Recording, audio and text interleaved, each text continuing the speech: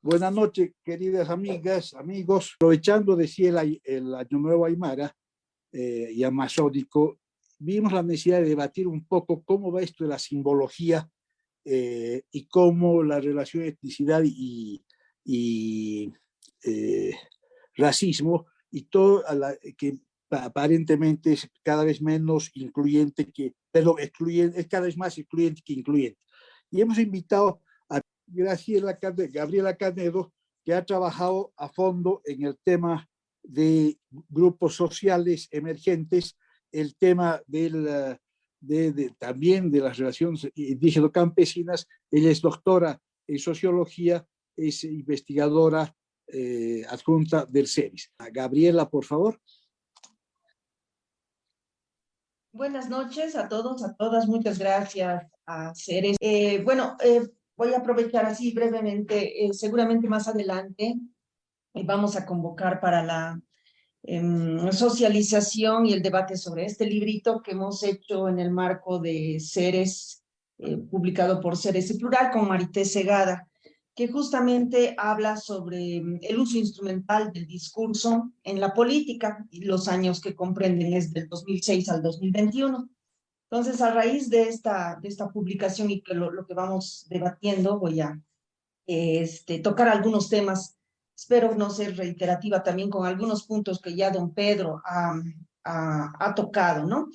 Eh, Ayer se ha conmemorado el nuevo año andino amazónico y muchas preguntas salen y también en las redes, digamos, discrepancias, si esto es algo original, milenario o si es inventado, ¿no?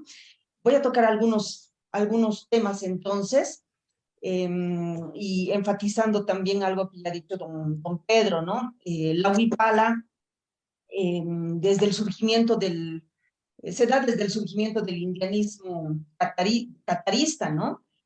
Hay trabajos que han mostrado que esta no es milenaria ni acumula 15 siglos en su cuadrícula, bien lo ha dicho don Pedro, es don Germán Choquehuanca del MIT, impulsor de la forma de, él quería o apostaba ideológicamente a la creación de un Estado independiente, recreó o reinventó, podemos decir, la huipala.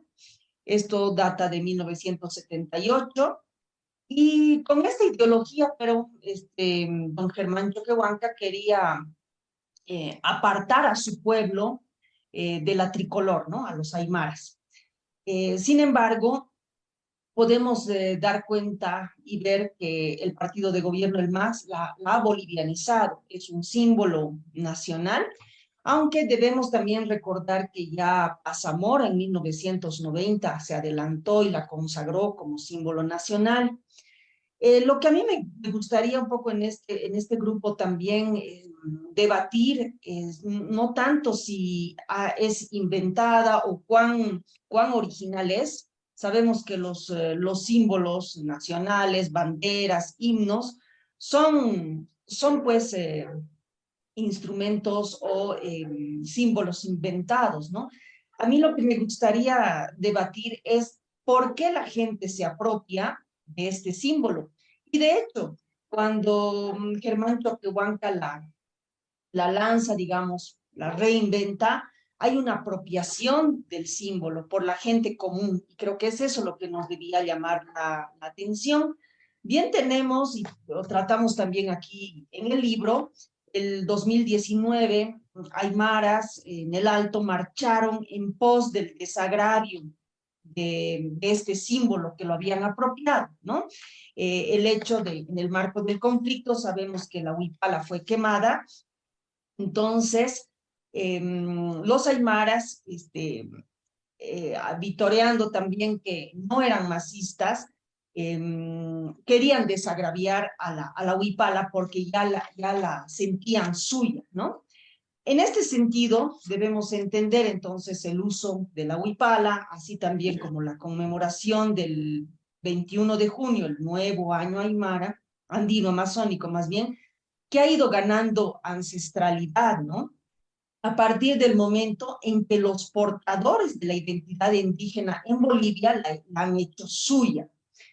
Esta operación, por lo tanto, no es solo en este contexto, ¿no? Sino que hacer de lo nuevo algo milenario, creo que es algo frecuente, es una tarea histórica que todos, digamos, los gobiernos en diversos países la hacen.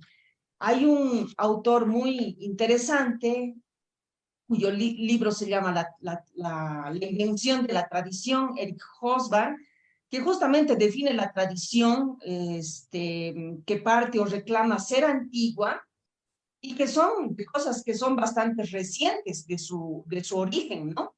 E incluso son inventadas, va a decir. En este sentido, tenemos en el marco del Estado plurinacional el Año Nuevo Aymara, perdón, sigo diciendo Nuevo Año Aymara, pues andino amazónico, y yo creo que de esto tenemos que entender el repertorio, para qué audiencia se hace énfasis en estos símbolos, tanto en la Huipala como en el Año Nuevo Aymara, ¿no? Ha habido reclamos de decir esto no es nuestro, no es milenario, etcétera. Y yo lo que en el contexto político tomaría los aspectos es de que las élites gobernantes, a través de la huipala, digamos, de enarbolar y convertir a la huipala o reforzar la huipala como símbolo nacional, y asimismo como marcar un parteaguas, es un feriado, digamos, y estaríamos iniciando un nuevo año, el de ayer, refuerzan o pretenden reforzar ciertos vínculos. Entonces creo que en ese marco había que entender de la clase gobernante con las bases o los sectores hacia quienes se dirigen, ¿no? En este sentido, es importante la simbología para crear identidad, para nuevamente reforzar el Estado plurinacional que se ha creado, que la Constitución está plasmada, ¿no? En este sentido, hay efectivamente un uso para hacer énfasis en la identidad y, como señalamos también en el libro, hacer énfasis en la identidad, es decir, etnicizar la política, pues resulta muy eficiente para los grupos de poder, en este caso, en un país como Bolivia. En un país como Bolivia, donde el racismo existe y es un tema sensible, el hecho de que las autoridades hagan tanto énfasis en discursos identitarios hace que por inercia, casi automáticamente, se creen los grupos y se confronten, ¿no? En este sentido, yo me uno al reclamo de don Pedro de decir, parece que en este contexto que estamos viviendo no hay la posibilidad, o todavía por lo menos, de crear puentes o crear algo en común, sin necesariamente abolir lo plurinacional, pero sí tampoco sin renegar de lo nacional. Eso no se está todavía llegando a cuajar, ¿no? En este sentido, tanto los símbolos que hacen, pues, y son un aditamento principal de los gobiernos, pueden hacer cambios estructurales, las hagan o no, económicos, etcétera, pero utilizar lo simbólico es estar utilizando lo que representa, lo que dice mucho, una ideología que está por detrás. En este sentido, creo que hace algunos años atrás ya se viene haciendo harto énfasis en el festejo del nuevo año andino amazónico, que lo que quiere es reforzar la identidad.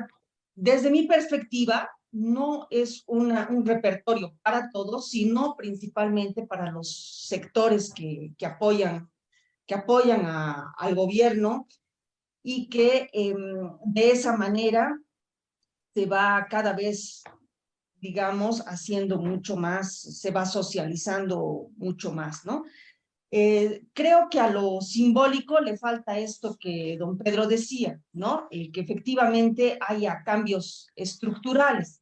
lo simbólico puede ir bien en sintonía con un Estado plurinacional, pero creo que tiene también sus límites, ¿no?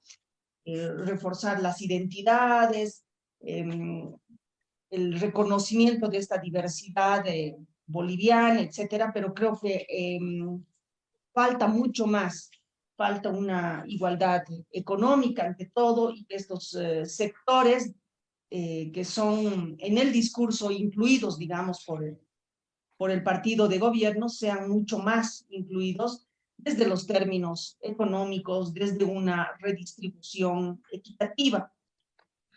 Entonces, yo terminaría con esta reflexión de que en un país como Bolivia,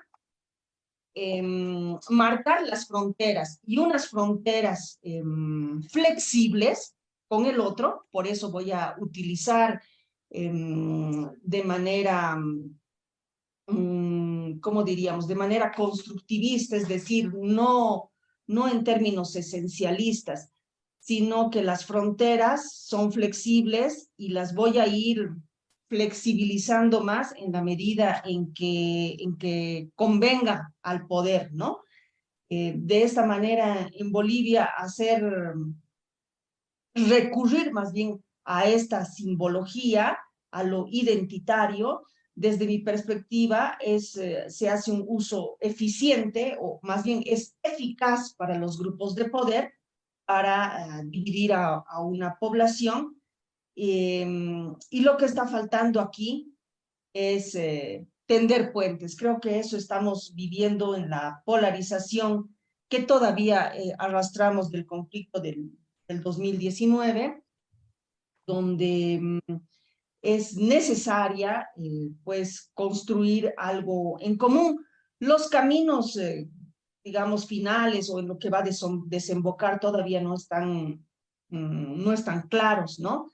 Ahí hay una pugna por crear algo, pero se ven muestras también de que es necesario crear un núcleo común. Somos 11 millones de bolivianos, diversos sí, pero que me parece que queremos apostar también a una convivencia más intercultural también, sin necesidad de aplastar uno al otro, ¿no? Entonces, con esos elementos, muchas gracias.